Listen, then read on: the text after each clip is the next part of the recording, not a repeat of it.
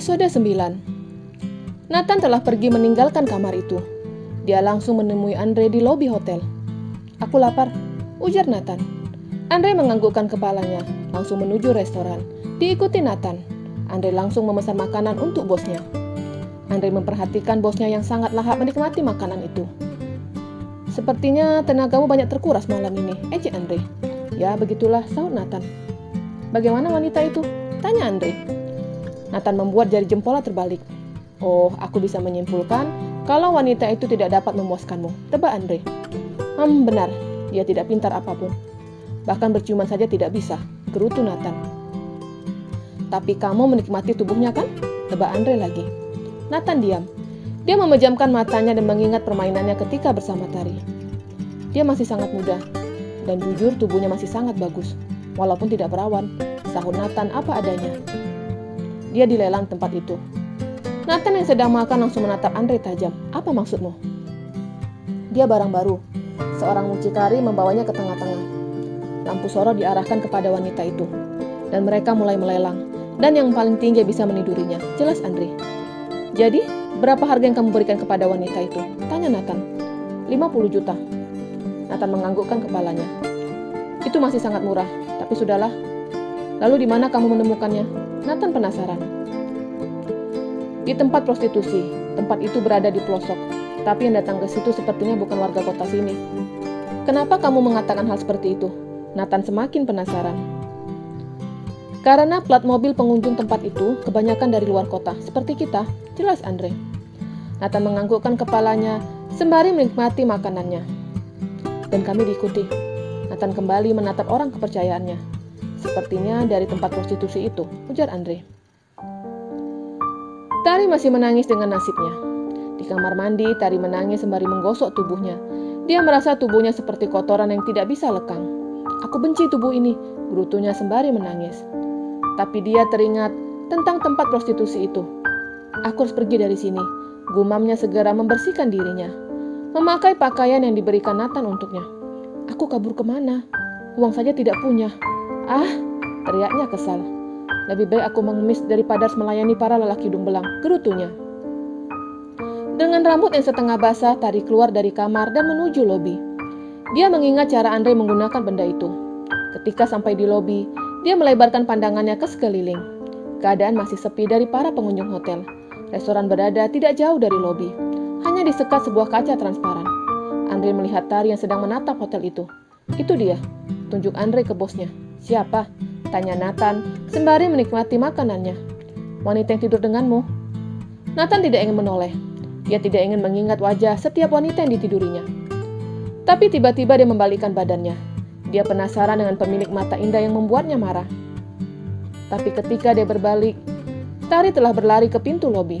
Nathan hanya melihat punggung wanita itu. Tari melihat jalan raya yang sepi dari kendaraan.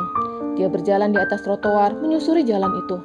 Entah kemana arah tujuannya. Yang terpenting kabur, itu pikirnya. Terus berjalan, dan tiba-tiba sebuah mobil berhenti. Turunlah dua orang pria. Kedua pria itu adalah pengawal Tante Gita. "Masuk," ditas seorang pria. "Tidak," teriak Tari.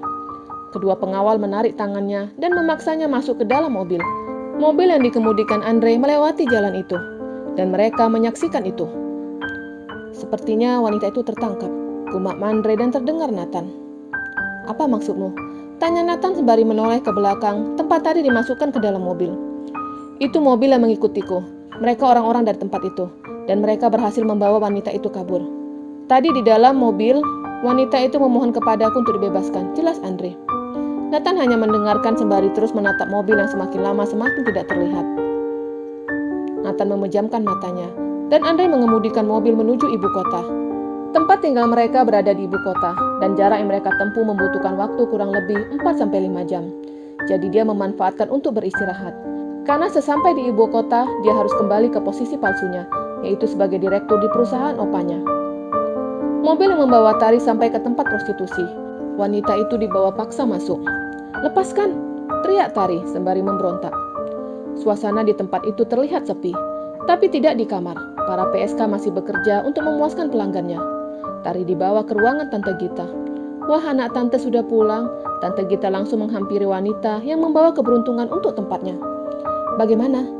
Apa kamu mendapatkan tips dari pria itu? Tanya Tante Gita. Tari tidak menjawab. Hei, Tante bicara denganmu. Tante Gita menjambak rambut Tari. Tidak perlu aku jawab, sahutnya ketus. Tante Gita langsung memeriksa pakaian Tari, berharap mendapatkan uang lebih. Dasar pelit, gerutu Tante Gita karena tidak dapat menemukan apapun. Pelit kamu bilang? Dia sudah memberimu 50 juta dan kamu bilang masih pelit. Lawan Tari. Mendengar ucapan Tari membuat Tante Gita tersenyum. Wah, kamu membelanya. Apa kamu mulai mencintainya? Tebak Tante Gita. Seketika Wisnu langsung menoleh ke arah Tari. Terserah, kalau tidak ada yang penting aku mau tidur, ujar Tari. Silakan sayang. Tari langsung ke kamarnya, menjatuhkan tubuhnya di kasur yang sangat tipis. Badannya serasa remuk. Walaupun dia tidak melakukan apapun, tapi badannya serasa mau rontok.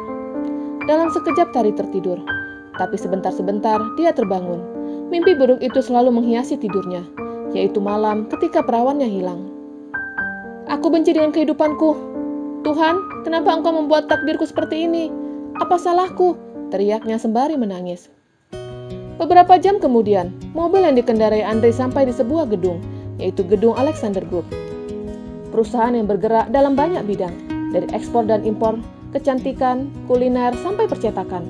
Di setiap bidang usaha berada di lantai yang berbeda, tapi untuk para petinggi perusahaan berada di lantai paling atas. Suasana di lobi tidak begitu ramai, karena para karyawan telah bekerja di tempatnya masing-masing. Ponsel Andre berdering, tertera nama seseorang di situ. Ya halo? Kami sudah sampai, sahutnya dan segera menutup panggilan itu. Siapa? Tanya Nathan sembari berjalan menuju lift. Tante Naomi, mereka menunggu di ruang meeting, ujar Andre. Pintu lift terbuka. Kedua pria itu langsung bergegas menuju ruang meeting. Yaitu ruang meeting untuk petinggi perusahaan. Tapi untuk ruang meeting karyawan ada di lantai yang berbeda. Pintu dibuka Andre. Nathan masuk ke dalam ruangan itu dan semua menoleh ke arahnya. Dari mana saja kalian? Tanya Nyonya Naomi. Berlibur, sahut Nathan sembari duduk di kursi. Dia menatap semua yang ada di ruangan itu. Terlihat ada pemilik perusahaan, yaitu Opa Alexander, adiknya yang bernama Nico, dan bapak tirinya yang bernama Januar, serta saudara tirinya bernama Anggun dan Julian. Kenapa ada mereka di sini? Tanya Nathan bingung.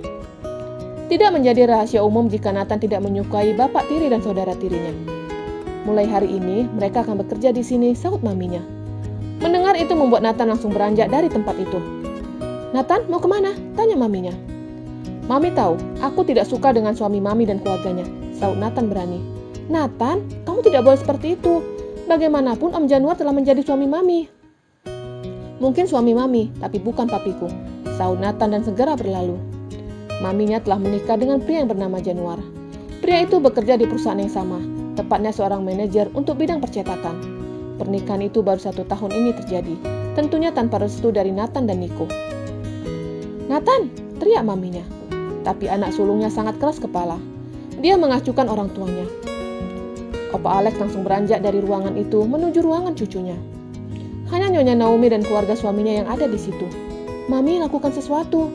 Aku ingin menjadi direktur dalam bidang kecantikan, rengek Anggun. Aku juga, timpal Julian. Nanti sayang, semua keputusan ada di tangan Opa, sahut Nyonya Naomi dan segera keluar dari ruangan itu. Tinggallah Januar dan anak-anaknya. Papi, lakukan sesuatu. Aku tidak mau kerja di tempat dulu, rengek Anggun. Iya sayang, Papi akan segera lakukan. Tapi yang harus kita lakukan sekarang adalah mendekati Opa, agar posisi CEO diberikan kepada Papi. Setelah itu, semuanya gampang, ujar Januar. Nathan terlihat kesal. Dia langsung menyalakan rokok di dalam ruang kerjanya. Ketika Opa Alex masuk ke dalam ruangannya, Nathan langsung menjatuhkan rokoknya ke lantai. Semua orang segan dengan pria sepuh itu.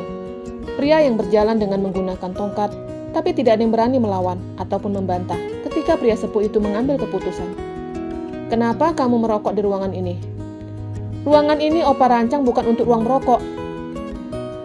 Opa marah dan langsung duduk di sofa. Melirik Andre yang selalu berada di samping cucunya. Dari mana saja kamu? Tanya opanya.